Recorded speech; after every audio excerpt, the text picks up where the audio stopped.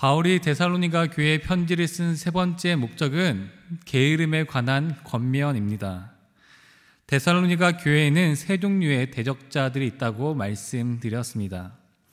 데살로니가 교인들을 박해하는 자들은 교회 외부에 있는 대적자들이었습니다. 또한 데살로니가 교인들에게 종말에 관하여 거짓 복음을 증거하는 자들은 교회 내부에 있는 대적자들이었습니다. 오늘 본문에 나타난 게으름에 관한 경고도 교회 내부에 있는 대적자들에 관한 경고입니다. 데살로니가 후서 3장 11절 말씀을 함께 읽도록 하겠습니다. 우리가 들은즉 너희 가운데 게으르게 행하여 도무지 일하지 아니하고 일을 만들기만 하는 자들이 있다 하니, 이 데살로니가에 게으른 사람들이 있었습니다.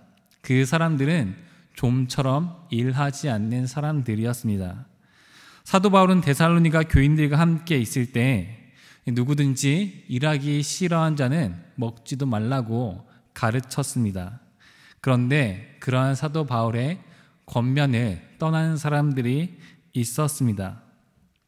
이 사도 바울은 또한 이 데살로니가 교인들과 함께 있을 때 그들에게 정말 말씀을 전한 자로서 충분히 대접을 받을 수도 있었지만 그는 육체의 노동을 소홀히 하지 않았습니다. 다 제 값을 주고 사 먹었습니다.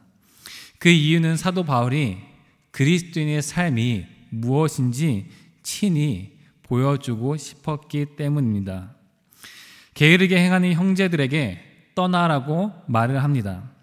이 사도 바울이 데살로니가 교인들에게 그런 형제들을 떠나라고 말하는 것은 아주 강력한 표현입니다. 이 사도 바울이 게으른 형제들을 떠나라고 그렇게 말하는 것은 이 게으름이 그리스도인의 삶에 아주 큰 적이기 때문입니다. 사탄은 우리가 전도하고 기도하고 찬양하는 것을 방해하지 않습니다. 오히려 더 열심히 하라고 독려를 합니다.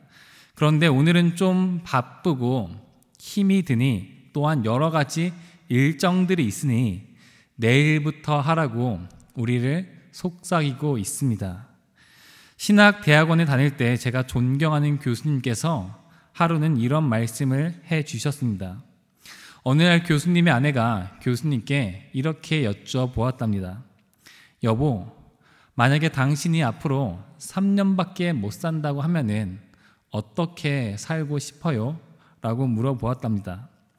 이 대답을 들은 교수님께서 잠시 고민을 하시다가 이렇게 대답을 했다고 합니다.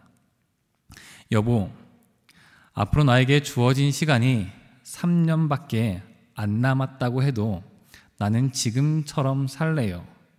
나는 지금처럼 성경을 연구하고 학생들을 가르치다가 하늘나라에 가겠어요. 다만 가족과 보내는 시간은 조금 늘리려고 해요. 사랑하는 금강의 성도 여러분, 바로 이것이 그리스도인의 삶이 아닐까요? 앞으로 어떤 일이 있을지 간에 오늘 하루를 주님 안에서 충실하게 살아내는 것, 바로 그것이 그리스도인의 삶이라고 생각이 듭니다. 데살로니가 교인들은 참으로 믿음이 좋은 사람들이었습니다. 이 사도 바울의 이 신학 가운데 가장 핵심적인 사상이 이신칭의 교리입니다. 이 데살로니가 전서와 후서에는 이 이신칭의 교리가 나오지 않습니다. 그래서 어떤 학자들은 이 데살로니가 전 후서가 이 사도 바울의 서신 가운데 가장 첫 번째로 쓰여진 책이고, 사도 바울이 데살로니가 전 후서를 기록할 때는 믿음으로 구원을 얻는다라고 하는, 믿음으로 의롭다함을 얻는다라고 하는 이신칭의 교리가 아직 정립되지 않았을 때라고 말을 합니다. 그런데 그렇지 않습니다. 이 데살로니가 전 후서에 이신칭의 교리가 등장하지 않는 것은 그들에게 그 교리에 대해서 설명할 필요가 없었기 때문입니다.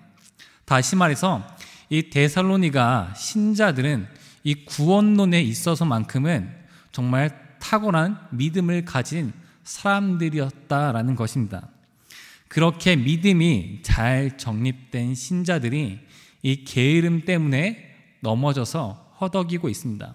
그래서 사도 바울은 그들에게 게으름에 대해서 경고를 하고 있는 것입니다. 믿음으로 잘 세워져 있다라고 하는 성도들 또한 이 게으름이라고 하는 죄는 피하기가 어렵다라는 것입니다. 사랑하는 금강의 성도 여러분, 오늘 하루를 주님께 올려드립시다. 특별한 날이 아니라 주님께서 우리의 하루를 보실 때 정말 이 하루를 주님 앞에서 충성되게 살아내면서 주님께서 보시기에 합당하고 아름다운 삶이 되기를 함께 기도하며 나아가겠습니다. 말씀을 생각하며 기도하겠습니다.